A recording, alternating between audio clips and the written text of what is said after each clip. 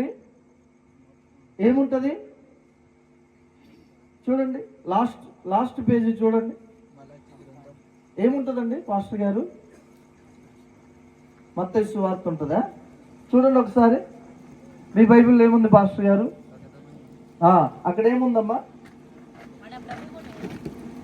హల్లెలూయా. నేను తీసుకున్నా చూడండి. సమాప్తం అని ఉంది కదా. ఏంది 2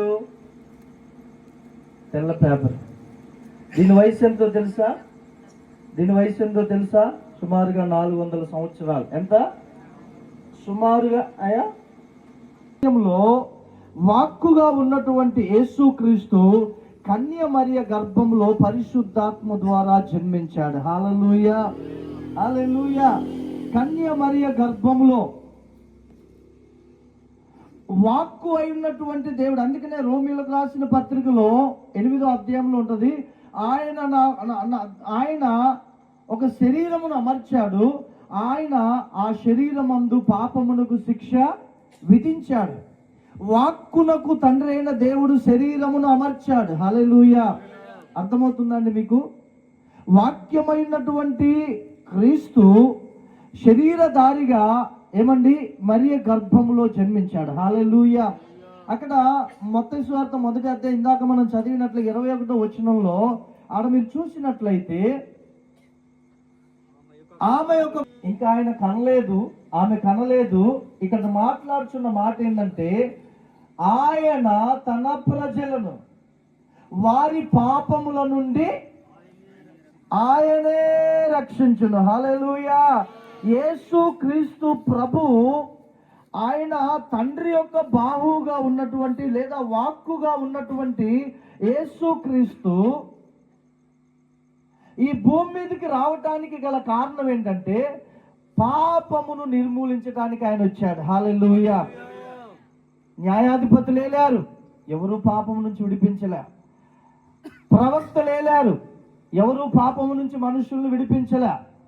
రాజులు కూడా పరిపాలించారు, ఎవరు కూడా మనుషుల్ని పాపము నుంచి విడిపించలేకపోయారు. అందుకే తండ్రి అయిన దేవుడు తన ప్రియ కుమారుణ్ణి భూమి మీదకి పంపించాడు. హల్లెలూయా.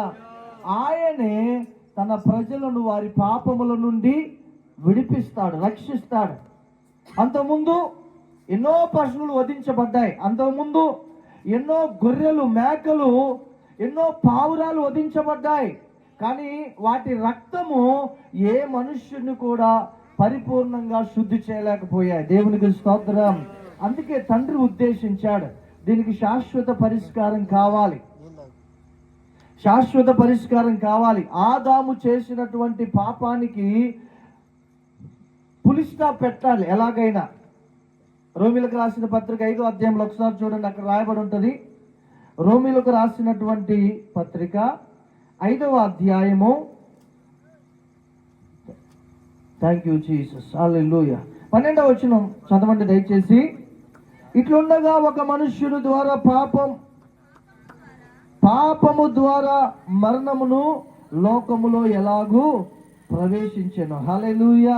చూసారండి, ఒక్క మనుష్యుని ద్వారానే. 14వ వచనం చూస్తే, అయినను ఆదాము చేసిన అతిక్రమను బోలి పాపము చేయని వారి మీద కూడా ఎందుకు మనిషికి ప్రవేశించింది? మీరు ఆదిలో చూడండి, 2వ అధ్యాయంలో చూడండి, 3వ అధ్యాయము 8-9 వచనాల వరకు చూడండి. మరణం అనేది లేదు. ఎప్పుడైతే ఆదాము ఎన్నో వందల రకాల ఫ్రూట్స్ పెట్టాడండి ఏదైనా తోటలో, వాటి మధ్యలో ఇదిగో ఈ ఫలం పెట్టాడు. ఇది పెట్టి ఆదామా అవ్వా మీరు ఈ చెట్టు ఫలము తినొద్దు అని దేవుడు క్లియర్గా చెప్పాడు. చాలా మంది అంటారు అది ఎందుకు పెట్టాలి పాస్టర్ గారు, అది కూడా తీయొచ్చు కదా. దేవుడు మనుషునికి స్వేచ్ఛనిచ్చాడండి. ఏమిచ్చాడు? స్వేచ్ఛనిచ్చాడు. ఇప్పుడు నీకు కూడా అంతే, దేవుడు నీకు స్వేచ్ఛ ఇచ్చాడు. నువ్వు పరిశుద్ధంగా బ్రతకాలని నువ్వు ఆలోచన కలిగి, నేను యేసుక్రీస్తు ప్రభు కొరకు నేను ఒక సాక్షిగా బ్రతకాలని ఆలోచన ఉంటే నువ్వు ఆ విధంగా నడుస్తావు. లేదు నేను ఈ లోకంలో కొంచెం అనుభవించాలి, పర్లేదులే, ముసలోన్ని అయిన తర్వాత, వృద్ధాప్యం వచ్చిన తర్వాత నేను పూర్తిగా